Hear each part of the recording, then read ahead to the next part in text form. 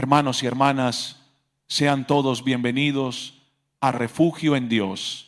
Gracias por acompañarnos una vez más en este espacio donde fortalecemos nuestra fe, profundizamos en la palabra del Señor y aprendemos a reconocer su presencia en medio de nuestra vida cotidiana. Hoy quiero invitarte a reflexionar sobre algo que quizá ocurrió en tu hogar hace muy poco y a lo que no le diste demasiada importancia. Tal vez escuchaste algo inesperado, viviste una situación difícil de explicar o experimentaste una paz que apareció en el momento menos pensado. Quizá pensaste que solo era una coincidencia, una casualidad o un hecho sin mayor significado. Sin embargo, ¿y si Dios estaba actuando mucho más cerca de ti de lo que imaginabas? Quiero pedirte que por unos minutos abras el corazón y vuelvas a recordar esos pequeños acontecimientos que parecían insignificantes. Porque la Sagrada Escritura nos enseña que Dios nunca deja de cuidar a sus hijos y que muchas veces utiliza a sus santos ángeles para protegerlos, guiarlos y acompañarlos en los momentos más importantes de su vida. No vamos a hablar de supersticiones, leyendas populares ni historias inventadas para despertar curiosidad, tampoco de señales misteriosas sin fundamento. Vamos a hablar de aquello que la Iglesia ha creído desde los primeros siglos y que está firmemente apoyado en la palabra de Dios. A lo largo de la Biblia encontramos numerosos pasajes donde los ángeles aparecen cumpliendo la misión que el Señor les confía. Protegen a quienes están en peligro, fortalecen a los que atraviesan pruebas, anuncian los planes de Dios y acompañan discretamente a quienes permanecen fieles a Él. Pero hay un detalle que muchas veces olvidamos. La acción de los ángeles casi nunca busca llamar la atención sobre sí mismos. No siempre llegan rodeados de luz deslumbrante ni provocan acontecimientos extraordinarios. Con frecuencia actúan en el silencio de una manera discreta, casi imperceptible, mientras Dios cuida de nosotros sin que siquiera nos demos cuenta. Precisamente por eso muchas personas pasan por experiencias que podrían ser una manifestación de la providencia divina y jamás llegan a reconocerlas. El Salmo 91, uno de los textos más consoladores de toda la Escritura, nos deja una promesa que llena de esperanza el corazón del creyente. Pues a sus ángeles mandará acerca de ti, que te guarden en todos tus caminos. Estas palabras no son una simple poesía ni un deseo piadoso, son una promesa del mismo Dios para quienes ponen en Él toda su confianza. Nos recuerdan que el Señor jamás abandona a sus hijos y que su protección puede manifestarse incluso cuando nuestros ojos no alcanzan a verla. Sin embargo, existe una gran diferencia entre conocer este versículo de memoria y vivir con la certeza de que Dios realmente sigue actuando hoy. Muchos repiten estas palabras durante la oración, pero pocas veces se detienen a contemplar cómo esa promesa puede hacerse realidad en los acontecimientos sencillos de cada día. Por eso, en este mensaje quiero invitarte a mirar tu vida con una fe renovada. Juntos descubriremos algunas señales que, según la Sagrada Escritura y la tradición cristiana, pueden recordarnos la cercanía de los ángeles del Señor y la protección que Dios ofrece a quienes caminan confiando en Él. Tal vez al terminar esta reflexión descubras que el cielo ha estado mucho más cerca de tu hogar de lo que imaginabas. Al final de esta reflexión vamos a descubrir 3 señales que aparecen en la Sagrada Escritura y que pueden ayudarnos a comprender mejor cómo actúa Dios por medio de sus ángeles en la vida cotidiana. Quizá algunas de ellas ya hayan ocurrido en tu propia casa y nunca les diste la importancia que merecían. Pero quiero hacerte una advertencia desde ahora. No esperes manifestaciones espectaculares como las que suelen mostrar las películas o los relatos sensacionalistas. Dios no necesita impresionar para hacerse presente. La mayor parte de las veces obra en el silencio con una delicadeza que solo puede reconocer quien vive con el corazón atento. Sus intervenciones suelen parecer sencillas, casi ordinarias, y precisamente por eso muchos pasan junto a ellas sin descubrir que el Señor estaba actuando delante de sus propios ojos. Además de esas tres señales, quiero compartir contigo una cuarta enseñanza, quizá la más consoladora de todas. Está relacionada con esos momentos en los que una familia atraviesa pruebas, preocupaciones, enfermedades, dificultades económicas o situaciones que parecen no tener salida. Es precisamente en esos tiempos cuando muchas personas llegan a pensar que Dios las ha abandonado. Sin embargo, la Biblia nos muestra exactamente lo contrario. En las horas más oscuras es cuando la providencia del Señor suele actuar con mayor fuerza, aunque no siempre podamos verla de inmediato. Por eso te invito a permanecer conmigo hasta el final, porque esta última enseñanza puede ayudarte a comprender de una manera completamente nueva algunas situaciones que hoy estás viviendo dentro de tu hogar. Antes de continuar, quiero pedirte algo muy sencillo. Si sientes que este mensaje llegó en el momento oportuno y deseas abrir tu corazón a lo que Dios quiere enseñarte, escribe amén en los comentarios. Hazlo como una sencilla profesión de fe y como una forma de decirle al Señor: estoy dispuesto a escuchar tu voz. Quizá ese pequeño gesto también anime a otras personas que están pasando por momentos difíciles y necesitan recordar que Dios sigue cuidando de sus hijos. Ahora sí, avancemos juntos.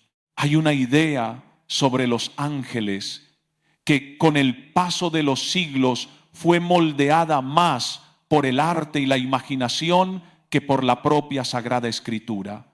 Muchos los imaginan como figuras delicadas, casi etéreas, rodeadas de una luz brillante, con alas inmensas y un rostro siempre sereno, suspendidas en el cielo como si permanecieran muy lejos de la realidad humana. Es una imagen hermosa desde el punto de vista artístico, pero incompleta desde la perspectiva bíblica. Porque cuando abrimos la palabra de Dios, descubrimos algo muy diferente. Los ángeles no aparecen como simples figuras decorativas del cielo. Son mensajeros, protectores y servidores fieles del Señor. Intervienen en momentos decisivos de la historia de la salvación. Acompañan, fortalecen, advierten, rescatan y cumplen con precisión la misión que Dios les confía. Y en muchas ocasiones su presencia está mucho más cerca de nosotros de lo que imaginamos. Uno de los ejemplos más sorprendentes aparece en el libro del Génesis. En el capítulo 19 leemos que dos ángeles llegaron a la ciudad de Sodoma y fueron recibidos por Lot. Lo más llamativo es que no permanecieron observando desde la distancia. Entraron en su hogar, aceptaron su hospitalidad, se sentaron a la mesa, compartieron el pan preparado por aquella familia y pasaron la noche bajo su techo. La Escritura relata este episodio con una naturalidad tan extraordinaria que fácilmente podríamos leerlo sin detenernos a pensar en lo que realmente significa. Porque en ese momento el cielo mismo había entrado en una casa. Y ese detalle nos revela una verdad profundamente consoladora. Dios no permanece distante de nuestros hogares. Le interesa nuestra vida familiar. Conoce nuestras luchas, nuestras preocupaciones y también nuestras esperanzas. Y cuando Él lo dispone, envía a sus ángeles para proteger, acompañar y sostener a quienes ponen su confianza en Él. Mas Él porfió con ellos mucho y fueron con Él y entraron en su casa y les hizo banquete y coció panes, ahimos y comieron.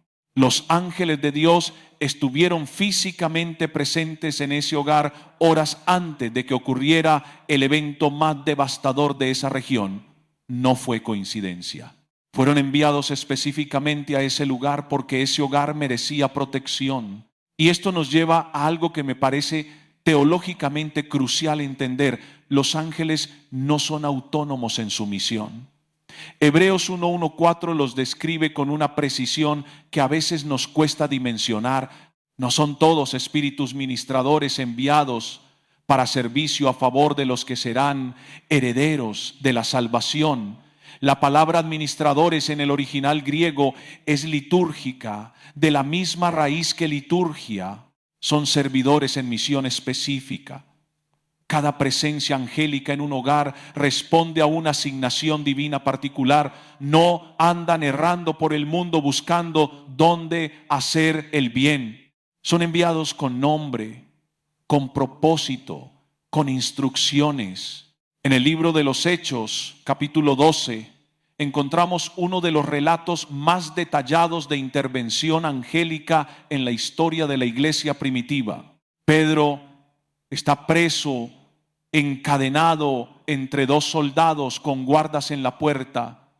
La iglesia está orando por él. Hechos 12:5 dice que la oración era sin cesar. En la noche, mientras Pedro duerme, un ángel aparece, lo golpea en el costado para despertarlo, le dice que se vista y lo guía fuera de la prisión. La cadena cae, las puertas se abren solas. El ángel camina con Pedro hasta sacarlo completamente a salvo y luego desaparece. Lo que me fascina de ese relato no es el milagro en sí, es el detalle. El ángel golpea a Pedro en el costado para despertarlo. Le dice específicamente, átate el calzado. Le instruye sobre cómo ponerse el manto. Hay una atención al detalle humano, cotidiano, casi doméstico, que me dice algo profundo sobre cómo opera la presencia angélica. No solo protege en lo macro, acompaña en lo micro. Esa es la primera verdad que necesitas fijar antes de entrar a las 3 señales. Los ángeles asignados a tu hogar no están esperando una crisis de escala épica para actuar.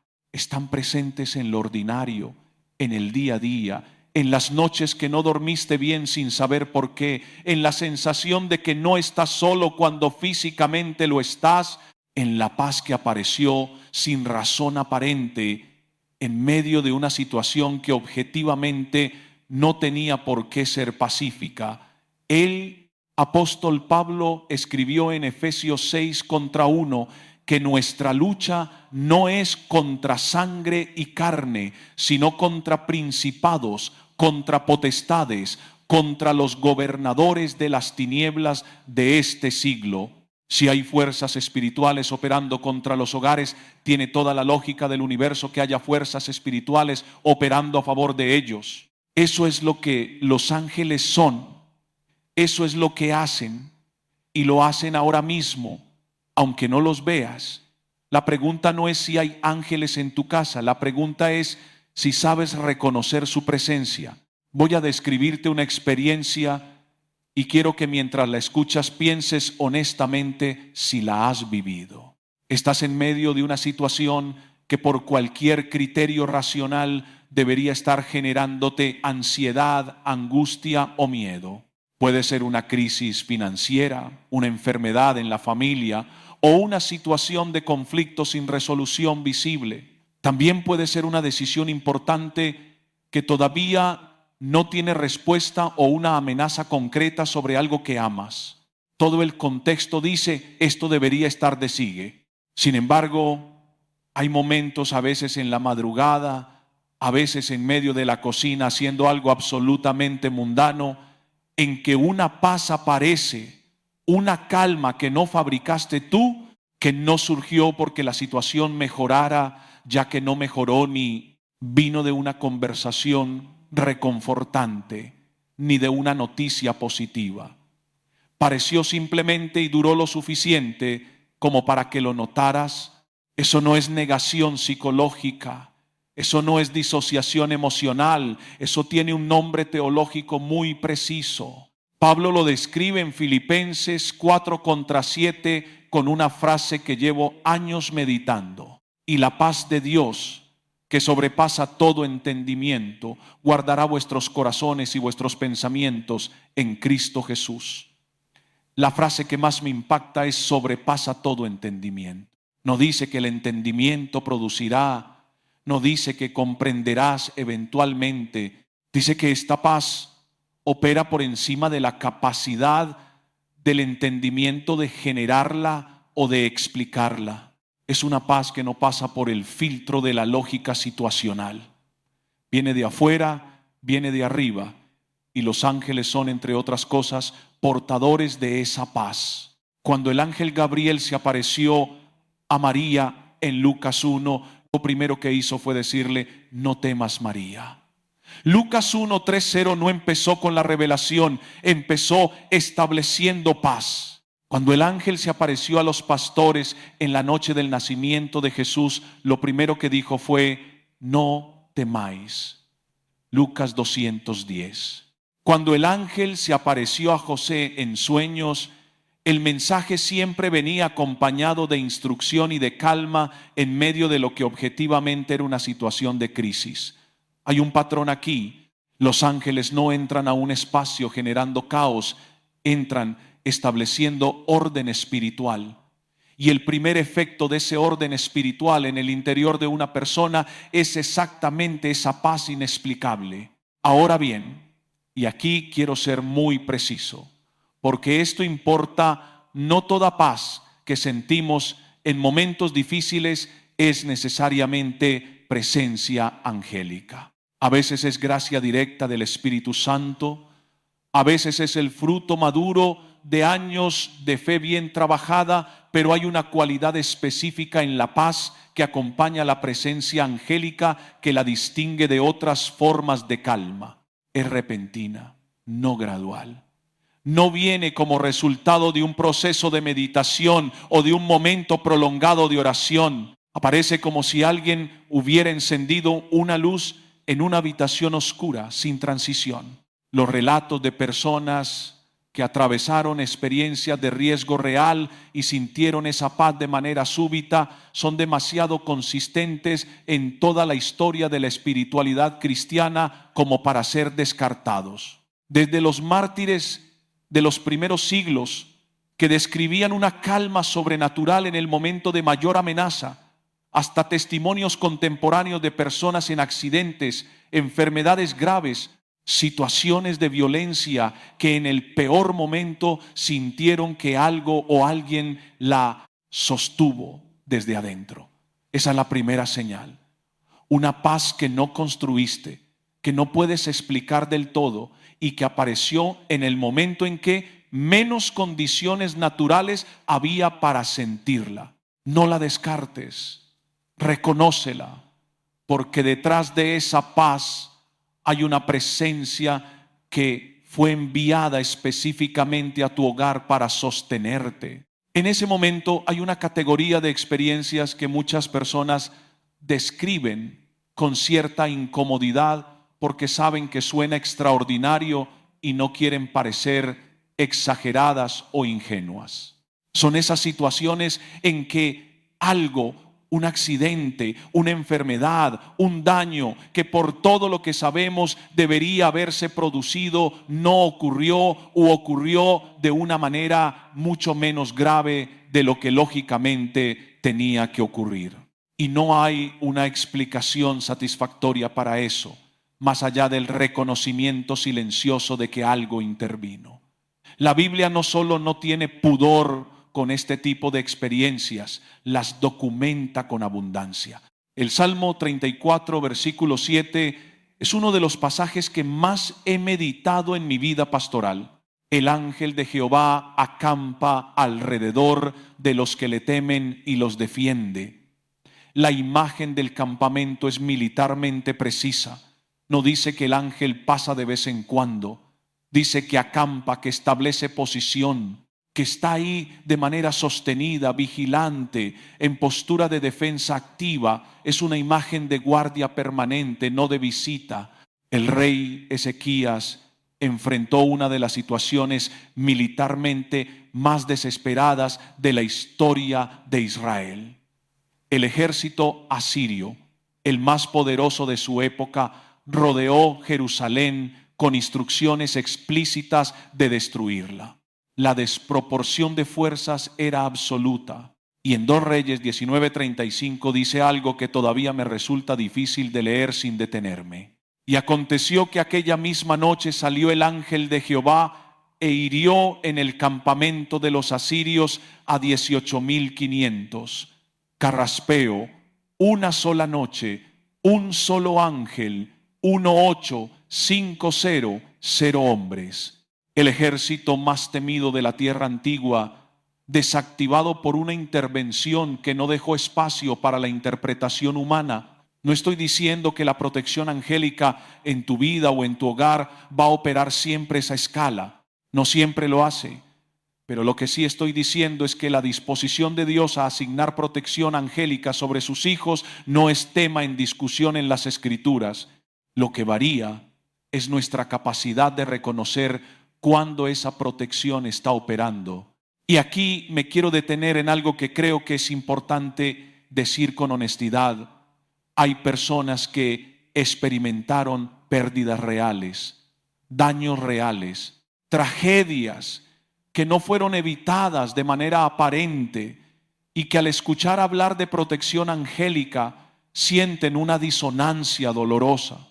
Lo entiendo y no voy a ofrecer una respuesta simplificada a algo que tiene capas de misterio que la teología todavía no ha agotado, pero si puedo decir lo que la Escritura muestra consistentemente, incluso en las situaciones donde la pérdida ocurrió, hay presencia angélica en el proceso de atravesarla. El ángel que acompañó a Elías en el desierto cuando quería morir en 1 Reyes 19 no le evitó el agotamiento.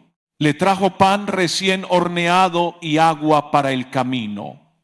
La protección no siempre significa que el dolor no llega. A veces significa que cuando llega, no llega solo. La segunda señal entonces es esta. Hay situaciones en tu hogar que deberían haber salido mucho peor de lo que salieron. Hay momentos en que algo se desvió de la trayectoria que lógicamente tenía. Hay experiencias que guardas en la memoria con una mezcla de alivio y de pregunta. ¿Cómo es que eso no fue peor? Esa pregunta es la señal. Esa pregunta es la huella que deja la protección angélica en la memoria de quienes la recibieron sin saberlo. No es coincidencia, es custodia. Si mientras escuchas esto, recordaste una situación específica, un accidente que no fue tan grave como pudo haber sido, una enfermedad que se dio de manera que sorprendió a los médicos, un peligro que se desvió en el último momento. Escribe 777 en los comentarios ahora, porque ese recuerdo que acaba de venir a tu mente no es nostálgico, es testimonio, y el testimonio merece ser nombrado. Antes de pasar a la tercera señal, quiero mencionarte algo que profundiza cada uno de estos temas con una riqueza que un video solo puede rozar. El ebook Golden Hope from Holy Bible dedica un capítulo completo a cómo la esperanza bíblica se entrelaza con la protección divina a través de la historia de las Escrituras. Es un material escrito para personas que ya tienen fe arraigada y quieren ir más hondo. El enlace está en el comentario fijado, pero ahora continuamos porque la tercera señal es quizás la más cotidiana y la más ignorada de todas. Hay una dimensión de la vida espiritual que la modernidad occidental relegó al margen con una rapidez que visto desde afuera parece casi deliberada. Es la dimensión del sueño como canal de comunicación divina. Y cuando digo esto, no estoy hablando de interpretación onírica, esotérica, ni de ninguna práctica que esté fuera del marco bíblico ortodoxo. Estoy hablando de algo que las Escrituras documentan desde el Génesis hasta el Apocalipsis con una consistencia que no puede ser ignorada. Joel 2:28 y Pedro lo cita directamente en el día de Pentecostés. En Hechos 2:17 dice: después de esto derramaré mi espíritu sobre toda carne y profetizarán vuestros hijos y vuestras hijas. Vuestros ancianos soñarán sueños y vuestros jóvenes verán visiones. No es un hecho histórico ya concluido. Pedro lo aplica al tiempo presente de la iglesia. El canal del sueño, como medio de comunicación espiritual, no fue clausurado con el cierre del canon bíblico. Los ángeles siguen teniendo un papel específico en ese ámbito. José, el hijo de Jacob, recibió revelaciones en sueños que determinaron el curso de su vida y eventualmente salvaron a naciones enteras de la hambruna. Génesis 37, contra 5 hasta 11. José, en el Nuevo Testamento y esposo de María, recibió instrucciones angélicas en sueños en momentos críticos. Mateo 1:20 describe al ángel del Señor apareciendo a José en sueños para decirle que no temiera recibir a María como su esposa. Mateo 2:13 lo muestra de nuevo. El ángel aparece en sueños para avisarle que huya a Egipto con el niño. Mateo 2, 1920. Una vez más, en sueños, el ángel le comunicó que podía volver porque los que buscaban la vida del niño habían muerto. 3 intervenciones angélicas en sueños, 3 momentos que sin esa comunicación habrían resultado en tragedia.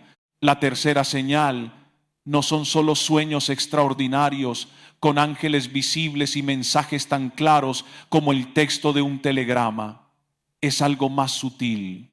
Es la experiencia de despertar de un sueño con una certeza que no tenías la noche anterior.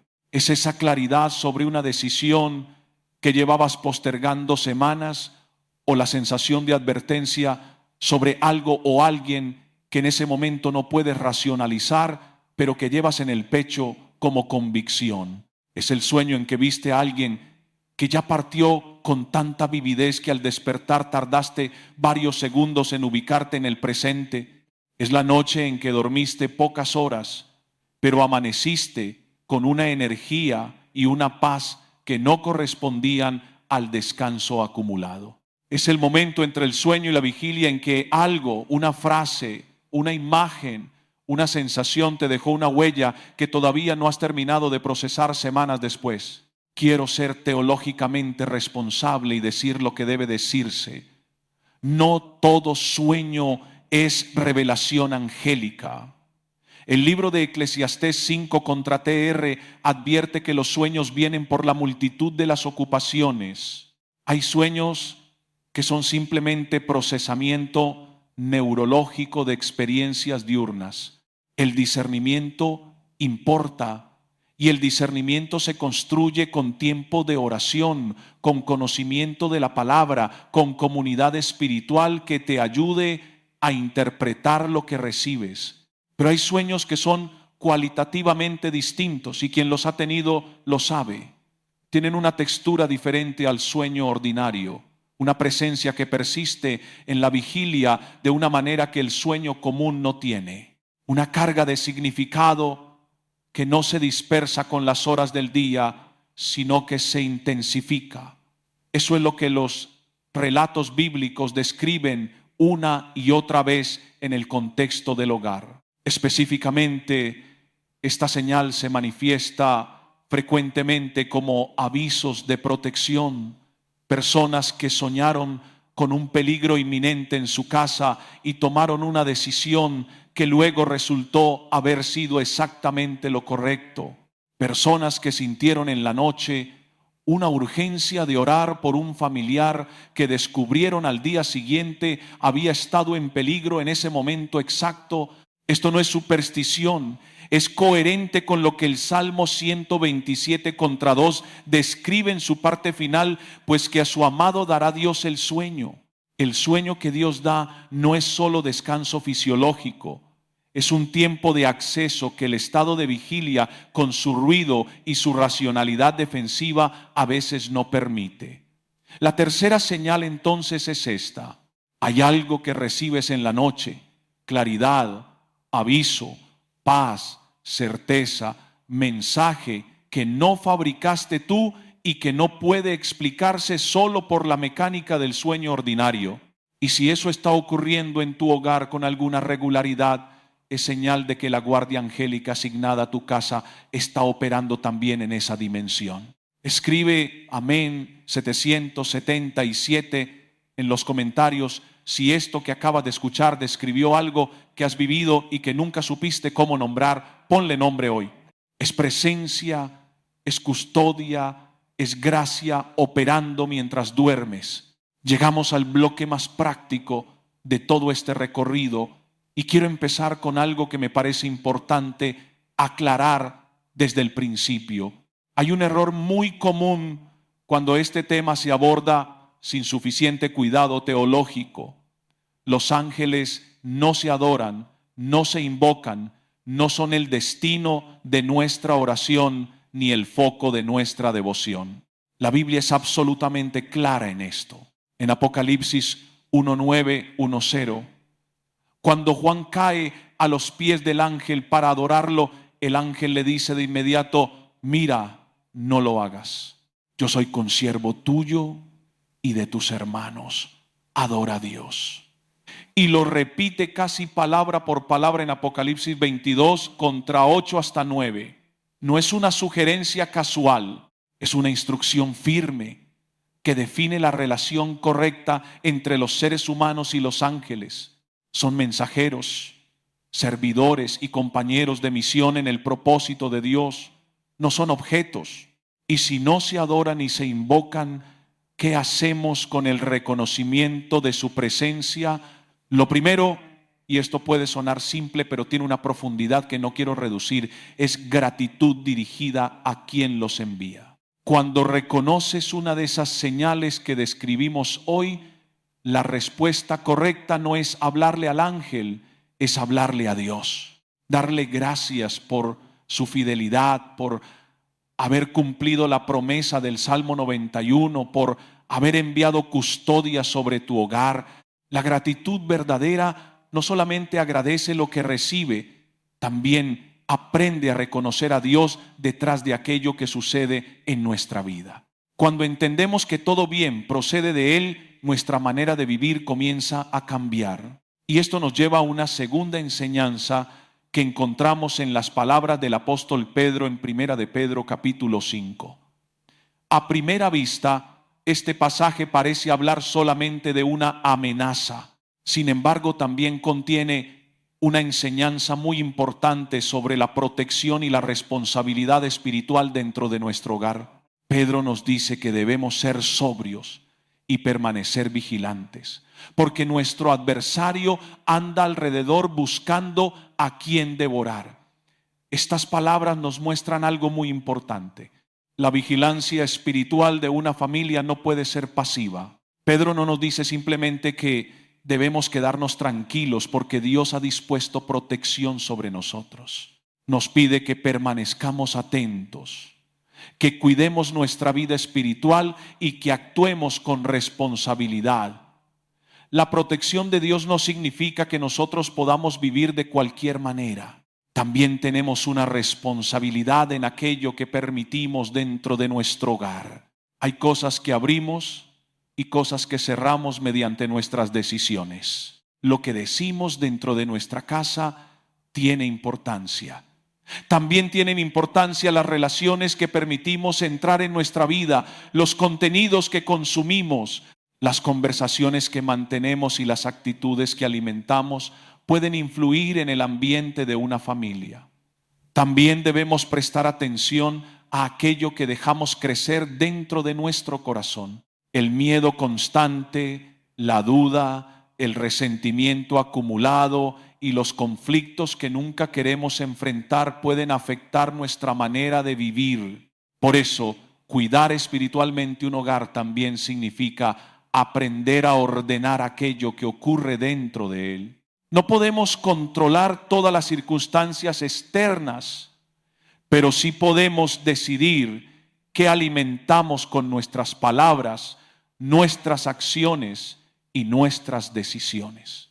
En Josué 24, versículo 15, encontramos una de las declaraciones más conocidas sobre el liderazgo espiritual dentro del hogar. Josué lo dijo con firmeza: yo y mi casa serviremos a Jehová era una decisión consciente. Josué marcaba con claridad la dirección espiritual que quería para su familia. No dijo, espero que mi casa esté bien. No dijo, quizá algún día serviremos al Señor. Dijo, yo y mi casa servimos a Jehová. Es una decisión en tiempo presente y una responsabilidad activa. Esto nos deja una tercera enseñanza que considero especialmente importante para quienes atraviesan momentos difíciles.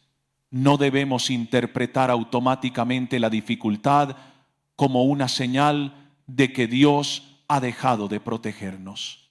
Pero también es importante comprender algo que muchas veces se interpreta de manera equivocada. La presencia de los ángeles no significa que nunca tendremos dificultades. Pensar así puede llevarnos a una profunda decepción cuando llegan las pruebas. La protección de Dios nunca fue una promesa de una vida sin problemas.